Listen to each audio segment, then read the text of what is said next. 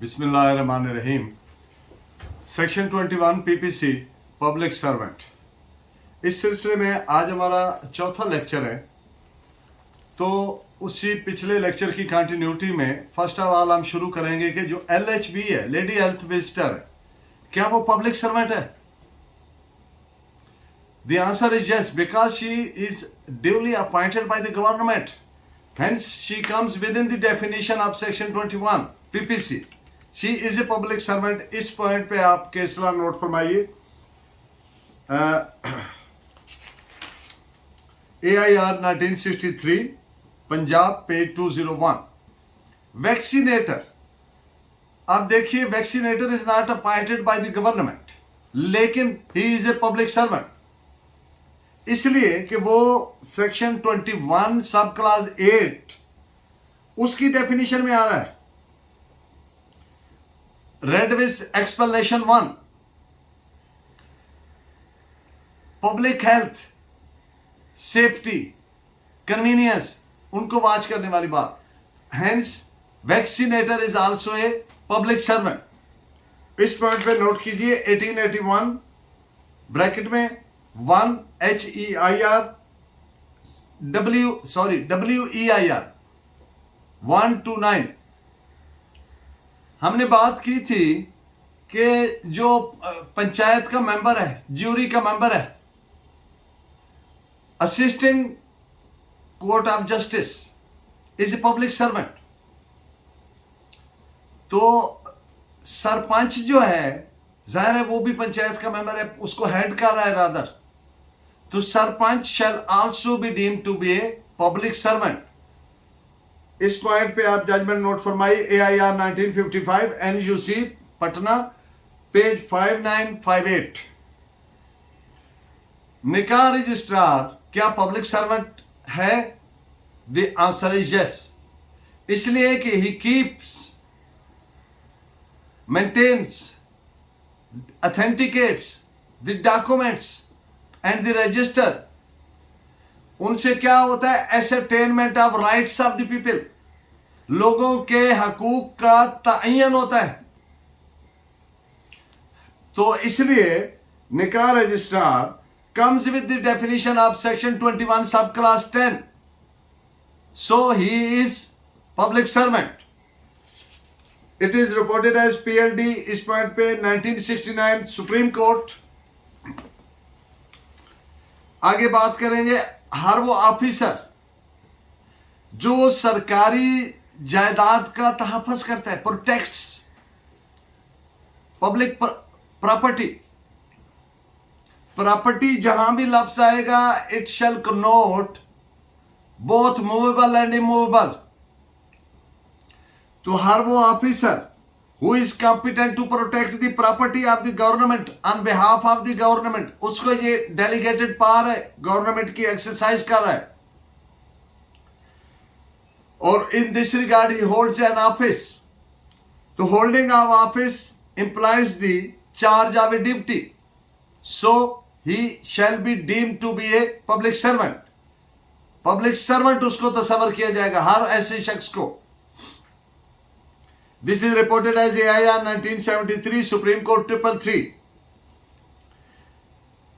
एक पॉइंट में और बात क्लियर कर दूं कि पब्लिक सर्वेंट होने के लिए कतन ये हर सूरत लाजिम ना है कि वो सरकारी मुलाजिम ही हो। जो सेक्शन 21 की क्लास A से लेकर क्लास 10 तक, 1 से लेकर 10 तक, जो और साथ 3 एक्सप्लेनेशंस हैं जो इलस्ट्रेशन का काम देती हैं, तो उनकी किसी की भी एक की डेफिनेशन में आता है तो पब्लिक सर्वेंट है। अब एक शख्स है, वो for the government auction conduct कर रहा है। अब ऑक्शन प्रोसीड्स किधर जाएंगे? हुकूमत के खजाने में, सरकार की खजाने में। और वो आदमी कौन है? वो मुल्जिम है, ऑक्शन कंडक्ट कर रहा है। तो उसका स्टेटस क्या हो जाएगा? उस फंक्शनिंग की कैपेसिटी क्या तस्वर होगी? Of a public servant. So this is reported as 1981 SCMR page है 1112, क्योंकि वो गवर्नमेंट का तफवीज करदा इख्तियार इस्तेमाल कर रहे, इसलिए he shall be deem to be an officer. उसके पास अथॉरिटी है। ऑफिसर होने के लिए आप पिछले लेक्चर में भी बात की थी, जिसको ऑफिसर कहते हैं उसके पास दो चीजें मस्ट होनी चाहिए, कि उसके पास अथॉरिटी होनी चाहिए, होल्डिंग ऑफ ऑफिस होना चाहिए, तो ऑफिसर है, लिहाजा वो पब्लिक सर्वेंट है। तो नेक्स्ट एक और मिसाल आपके सामने रखते, गवर्नमेंट की बस एक ड्राइवर चलाता है, क्या वो पब्लिक सर्वेंट है? The answer is yes. किस लिए, किस तरह से? अब आप देखिए, गवर्नमेंट ने उसको एक बस दी, उस बस की वो केयर करता है, मेंटेनेंस करवाता है, उसका चार्ज है उसके पास, और उससे क्या करता है? उससे जो इनकम होती है वो हुकूमत की फाइनेंशियल इंटरेस्ट जो है उसको, उसके लिए काम कर रहा है। तो तमाम वो लोग जो हुकूमत की फाइनेंशियल इंटरेस्ट के लिए काम करते हैं are public servants. So this is reported as AIR 1965, Allahabad, page 478. Employee of West Pakistan Social Welfare Council shall be a public servant. This is reported as PLD 1972, Lahore, page 144. Nationalized Bank.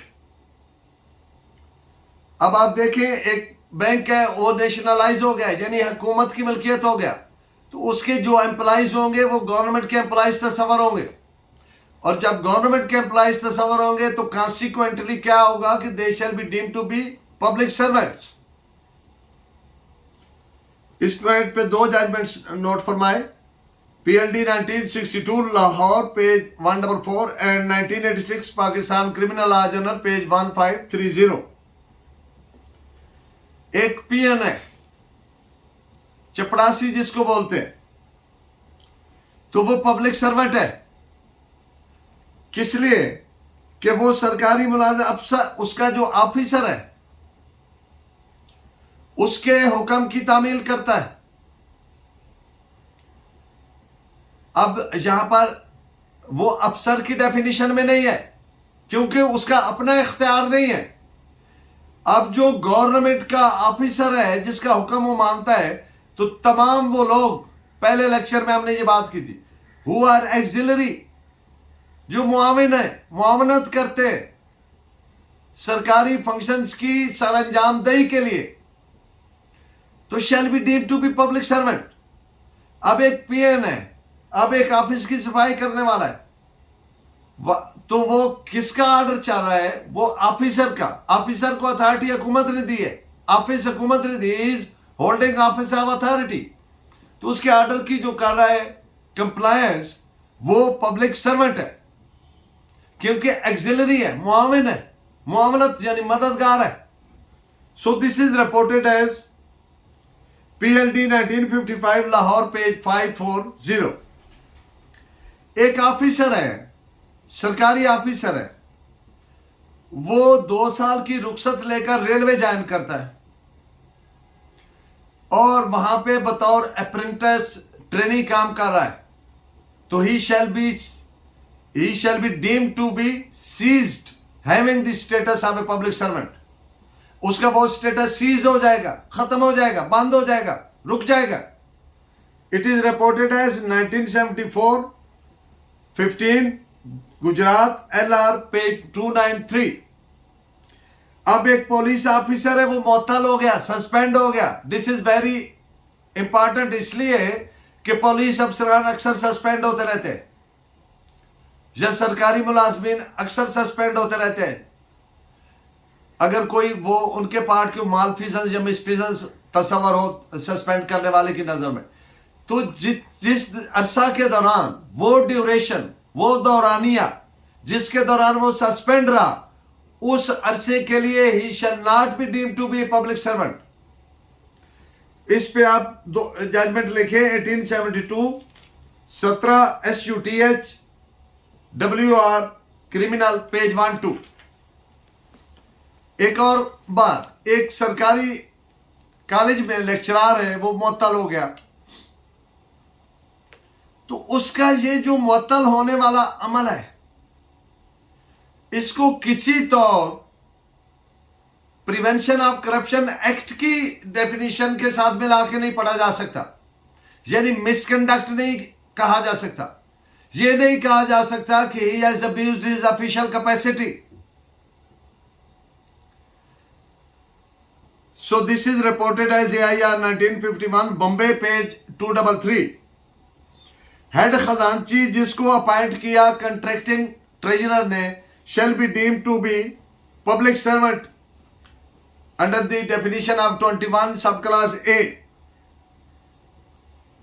इसलिए कि वो आप जानते हैं कि वो he takes receive expense on behalf of government, वसूलियां करता है। यानी मुख्तसरन बात क्या है कि गवर्नमेंट के फाइनेंशियल इंटरेस्ट उनके लिए काम करता है।